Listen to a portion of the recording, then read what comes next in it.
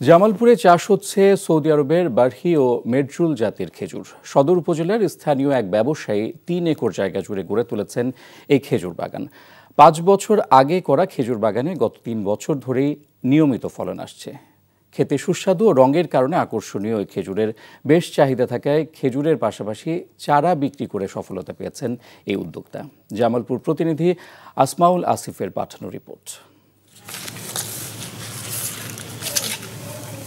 জামালপুর সদর উপজেলার রশিদপুর ইউনিয়নের গাদাখালের পাড়ার স্থানীয় ব্যবসায়ী রফিকুল ইসলাম হেলাল নিজ বাড়ির পাশের ৩ একর জমিতে গড়ে তুলেছেন সৌদি আরবের বারহি ও মেডজুল জাতের খেজুর বাগান। খেজুর চাষে ইতিমধ্যেই সফলতার মুখ দেখেছেন তিনি। জানা যায় ৫ বছর আগে ১৯০টি বারহি ও মেডজুল জাতের চারা এনে গড়ে তোলেন এই খেজুর বাগান। বর্তমানে বাগানের ৩৬টি গাছে খেজুরের ফলন এসেছে।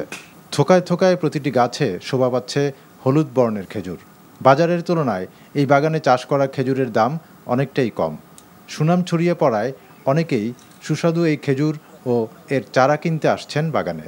একটা করে গাছে ৩০ কেজি করে ফলন, একটা করে বাতিতে ৫ কেজি ৭ কেজি ১০ কেজি করে ফলন আসছে। তো এখন অত্যন্ত লাভজনক ব্যবসা এটা। আর আমি এ পর্যন্ত অনেকগুলো শাখার চারা বিক্রি করছি। প্রতি চারা ১৫,০০০ টাকা করে বিক্রি করছি। খেজুরগুলো দেখতেও যেমন সুন্দর, খেতে অনেক সুস্বাদু। আমাদের এখানে খেজুর বাগানটা করছে, তাতে খুবই আমরা আনন্দিত। আমরা প্রায় এই বাগানে ২৭টা জন কাজ করে। কৃষি কর্মকর্তা এই উদ্যোক্তার পাশে থাকার কথা জানিয়েছেন।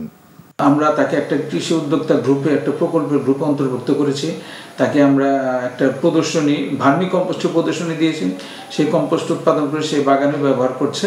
তো এভাবে বিভিন্নভাবে সাপোর্ট দিয়ে আমরা তার পাশে আগামীতেও থাকবো ইনশাআল্লাহ। বাংলাদেশের আবহাওয়ায় সৌদির খেজুর চাষ লাভজনক হওয়ায় নতুন উদ্যোক্তা তৈরি হবে, তেমনটা বলছেন সংশ্লিষ্টরা। NTV news desk. বান্ডেল থাকলে প্রতি সেনমানিতে টাকা বাঁচবে। বিকাশ সেনমানি বান্ডেল কিনে জিতুন প্রতি লেনদেনে।